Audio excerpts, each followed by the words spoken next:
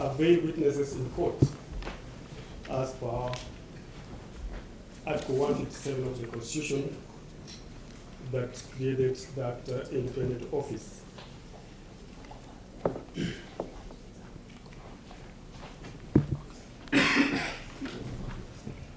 The summons were issued in total disregard of the prosecution officer who was in court. As an officer of the court who sought for summons and not warrants of arrest to its witnesses. This has caused a lot of anxiety, fear, and intimidation. Do you have any other point apart from the affidavit that was sworn on the grounds that are clearly stated in the application? I believe you won't say that they could apply because I'm entitled to control the proceeding.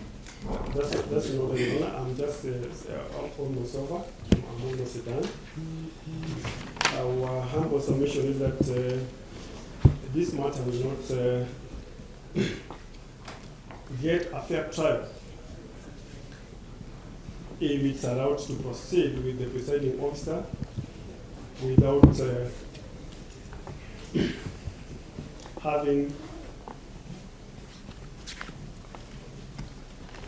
without intimidating and causing horror and fear and terror to witnesses.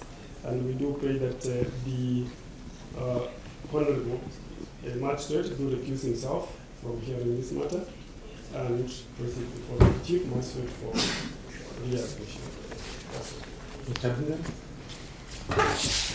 Yes, Your Honor, the application is supremely opposed of prosecution's application is founded on wrong facts.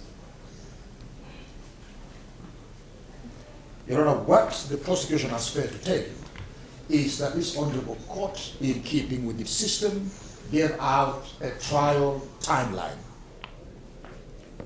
Your Honor, the defense received the inventory of witnesses and days of attendance. The subject witnesses creative of this application were to appear before you on 1st of July 2022. Your Honor, they did not. An apology was made. Yes. 1st of July 2024. They didn't appear. Your Honor, the entire county complimented. An apology was made. The court understood. There then came 22nd of July 2024. Again, they did not show up. Instead, Your Honor, a letter was written by the firm of one Madai and Maina advocates. Your Honor, that affected the timelines of the court.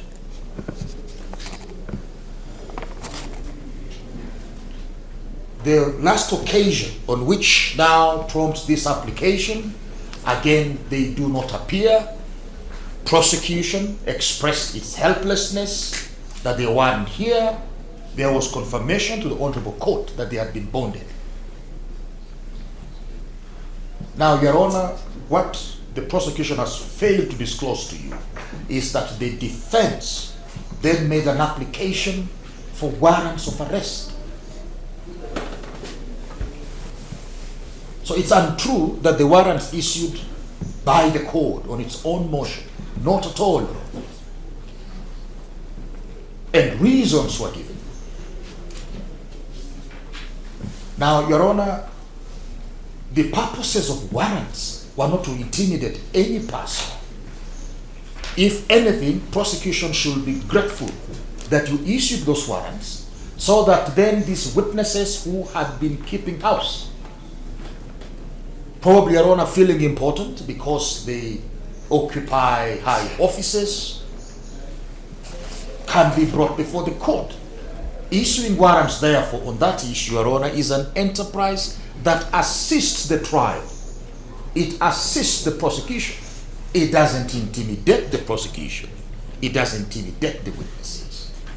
And secondly, Your Honor, issuing warrants of arrest is not an indictment on any issue. They were supposed to appear before you, explain themselves,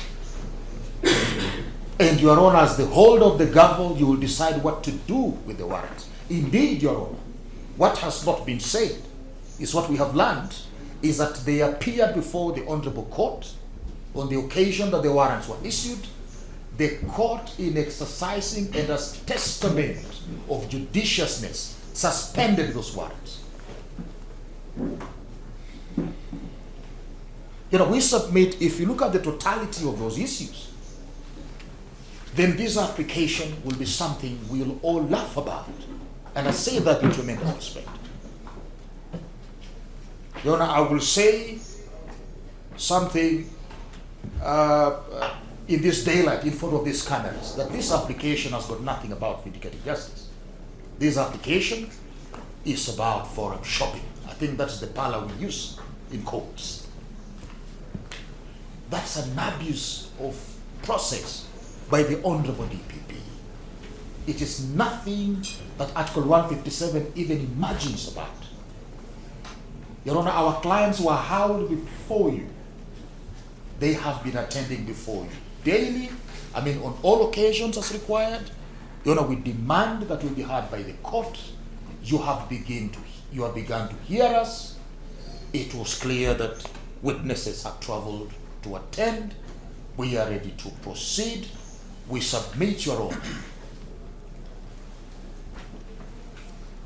that as I conclude, that you guard the administration of justice.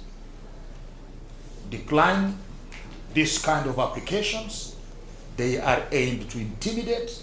Indeed, we sound the court that this is not the kind of applications that then get thrown to court in front of cameras on the occasion of hearings. What is the underlying motive for that? Your Honor, it is pertinent that the advocates for the victims, who are the witnesses, has been candid before you that they are happy with the court. In fact, they are ready to proceed. Prosecution shouldn't take the attitude they are taking in this application. Your Honor, we will urge you for the defense that you dismiss this application and let justice, Article 51 of the Constitution, take its course. Let our clients receive their trial that is a fair one and that is expedited. We are most obliged. The victim. And when my learned friend Mr. Kimaru says he represents victims, Kimaru says he's the advocate for the Kimaru, yes. We are more of the victims, Your Honor, considering that we are the subject of this application. However, Your Honor, we do not want to occupy ourselves on the application. We would pray that when you come to address the issue of the witnesses, you give us audience. Okay, fine. Mr. Kimgetich, for your two witnesses, you associate yourself? You're now on the issue of the applicant. Once you're done with this application, that you give us an opportunity to ventilate germane issues in relation to Engineer Barra Road and Stephen Len, the outgoing county attorney. Mr. Gumbo again. Gumbo, yes. Yes, I associate myself with my two learned friends. On this occasion, we'll skip this particular motion. Yes. Mr. Okachi, any response to? With due respect to Honor, I'm not comfortable with what my friend Mr.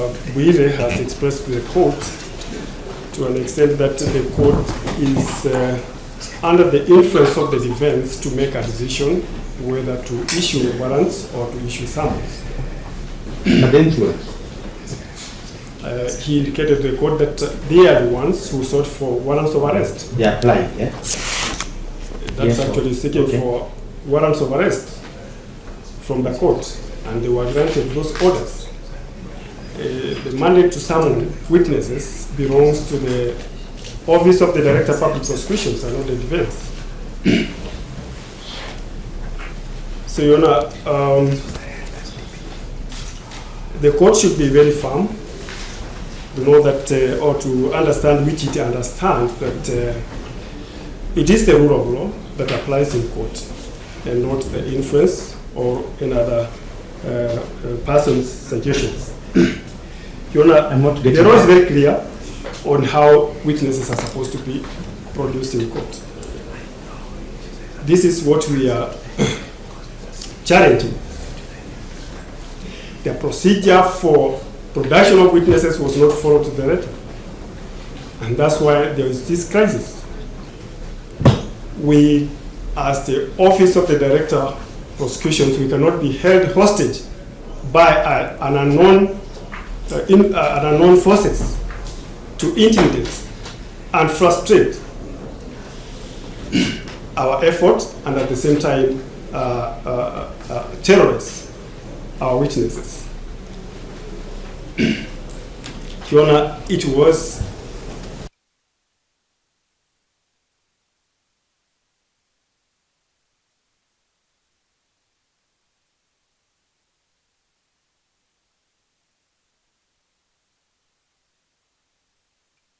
before the court while they were away. And if we apply this kind of precedent, then it means our witnesses shall be at risk, and the purpose and the powers of the Office of the Director of Prosecutions will not be will not be of any essence in the court. Because when an officer is in court, as the office, he has a mandate to execute, and that was overlooked. That's what we are questioning. So it must be very clear in black and white that we must all obey the rule of law. We cannot abdicate or abrogate the law. I don't know whether you are not lecturing the court or you are submitting. Your Honor, I'm responding to Mr. Bwire's concern. Yes. And okay, allow me to guide you. There's that point that he raised that the prosecution ought to be happy that the court did this and the witnesses are not in court. That's one thing that is said, I believe. Your Honor, but when you violate the law to just allow me to make a ruling then. That's not lecturing me. Allow me to make a ruling then. Your Honor, I do not have a problem with the defense coming out strongly to defend their clients. But the same, I'm saying the same should be done within the confines of the law. Okay. Any other point you want to raise? I'm done, Your Honor. With your permission, Your Honor, if you allow me. Yes. As we had indicated earlier on, I have very limited specific issues for Engineer Barorot and Mr. Stephen Len, outgoing Deputy Governor and County Attorney respectively. This is not on the recusal. I'm assuming that you can allow me to make a ruling. I'm just making a straightforward ruling. I swear. Yes. In fact, I don't know why these issues are still here because there's a matter being prosecuted in the High Court. And there's a motion date for that. The issue of the warrants is still, from the order I've seen, there's another mention again on the warrant issue. There's a 19th September. Our understanding, Your Honor, was that what was only done by Justice Kariuki was to stay the orders of 9th September 2024. Your proceedings have not been stayed. Proceedings for today have not been stayed. And I think it's still within the ambit of this court to deal with the warrants of arrest of 9th of September 2024. That is the position that we take very strongly as advocates for the witnesses, unless there is contrary opinion. But we stand guided by the directions of the Honorable Court.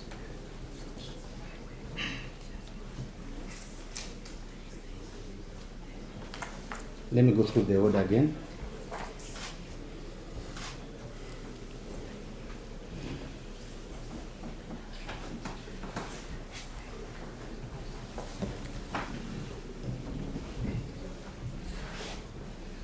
Mr. Okachi on that.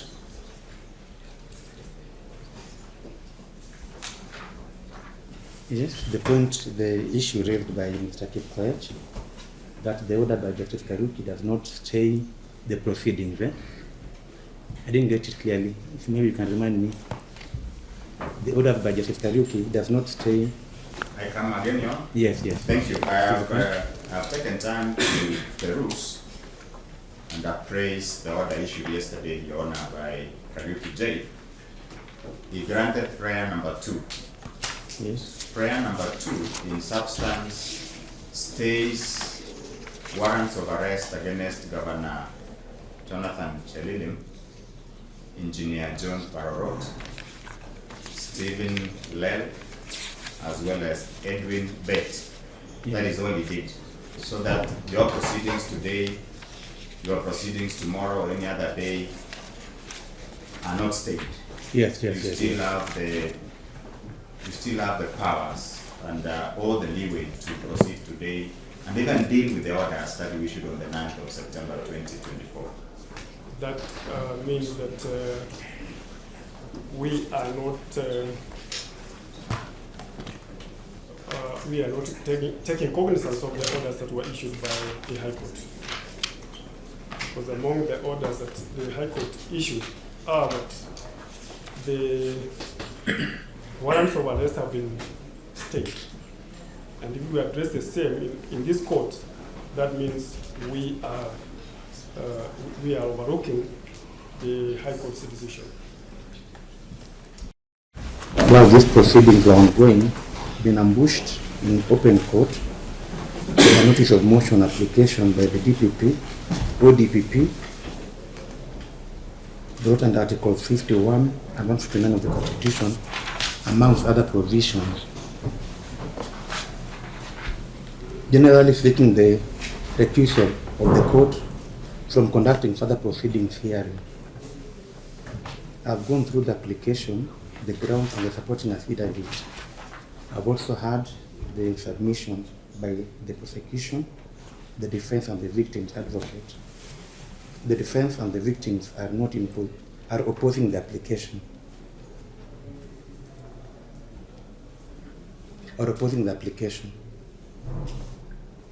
I've had the submissions from all the counsels as per the records of proceedings, which I have not duplicated in this ruling. And I appear to agree that there is no reason for me to recuse myself. The witnesses concerned herein have severally failed to attend court, which has caused adjournments, despite the court allocating ample opportunities and time at the expense of other matters. To have this public interest matter, where there are over 200 witnesses lined up to proceed and concluded. The defense counsel have expressed their frustration with the absence of the witnesses on numerous occasions. And that is the same with the prosecution counsel.